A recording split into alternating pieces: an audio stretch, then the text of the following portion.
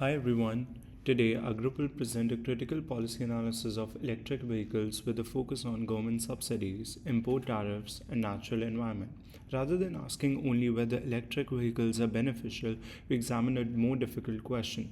Do these policies achieve their goals, and at what cost, and who benefits or loses from them? Our analysis considers environmental outcomes, consumer affordability, domestic employment and industrial competitiveness, and international trade. Electric vehicle adoption has grown rapidly as governments pursue climate targets and attempt to reduce transportation emissions. Two major policy tools shape this transition. First, consumer subsidies lower the upfront purchase price and encourage demand. Second, import tariffs protect domestic manufacturers from foreign competition.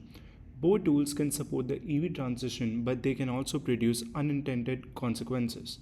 Subsidies requires public spending, while tariffs can reduce consumer choice and increase vehicle prices. Therefore, this is both an environmental issue and a business policy issue. Primary stakeholders. The policy debate affects several primary stakeholders. Government sets subsidies, tariffs, infrastructure policy, and environmental standards. Consumers determine the speed of adoption and are highly sensitive to price, range, reliability, and access to charging. Automakers decide how much to invest in electric vehicles while managing an expensive shift away from combustion engines. Environmental organizations focus on life cycle emissions, battery production, mineral extraction, and the cleanliness of electricity grids. Secondary stakeholders also matter. Battery and critical mineral industries influence EV costs, production capacity, supply chain resilience, while facing social and environmental scrutiny. Workers and labor unions are concerned with job security, retraining, and whether the transition creates good quality employment. Utilities and charging providers must expand infrastructure and manage increased electricity demand. Foreign governments and trading partners may respond to protectionist policies with their own subsidies, tariffs, or trade actions. Our primary claim shows that subsidies can accelerate EV adoption, while tariffs can protect domestic EV production. However, neither policy is automatically effective or fair. Both create trade offs, including affordability, environmental performance, employment, competitiveness, and trade. Policy design is, however, more important than simply choosing to support or oppose subsidies and tariffs. 5 supporting claims guide our analysis. First, subsidies can increase EV adoption by lowering upfront costs. Second, affordability remains one of the largest barriers for households. Third, tariffs may protect domestic producers, but they generally raise costs for consumers by limiting lower priced imports. Fourth, electric vehicles usually produce fewer emissions over their full life cycle than gasoline vehicles, although the results depend on battery production and the electricity source. Finally, the transition requires major long-term investment from automakers and governments in the factories, batteries, charging networks, and workforce development. Our evidence comes from the International Energy Agency, Bloomberg NEF, the Union of Concerned Scientists, McKinsey and Company, the United States Environmental Protection Agency, and the Government of Canada. These sources provide data on EV sales, prices, emissions, investment, and public policy. Overall, the evidence has strong authority and accuracy because it is based on institutional research and industry data.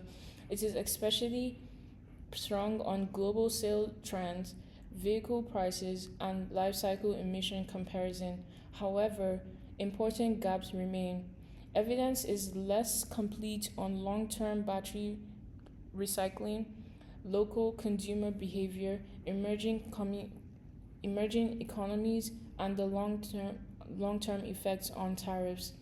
These limits mean that the policy conclusions should be presented carefully rather than as absolute facts.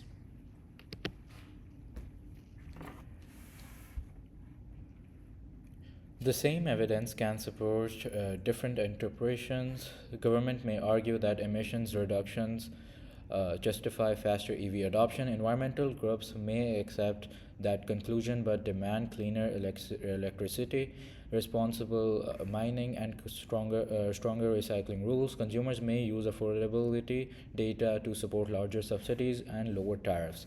Automakers and unions may use competition data to justify domestic subsidies and trade protection. This shows that the evidence does not speak for itself.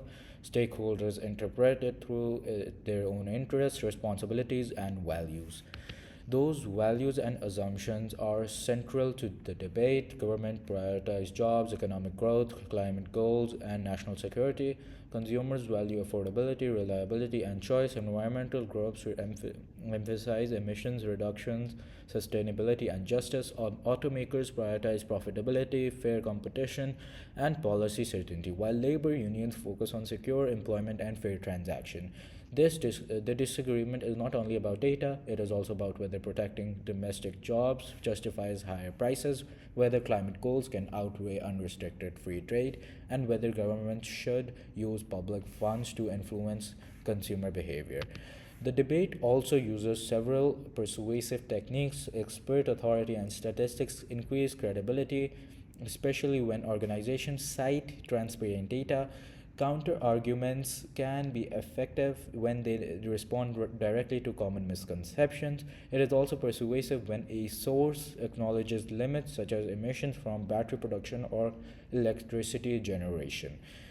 In conclusion, subsidies and tariffs can support EV transition, but their value depends on careful design. We recommend targeted and temporary consumer subsidies rather than permanent broad incentives. Governments should invest in charging infrastructures and cleaner electricity, support workers retaining and responsible domestic production, and apply environmental and labor standards throughout supply chain.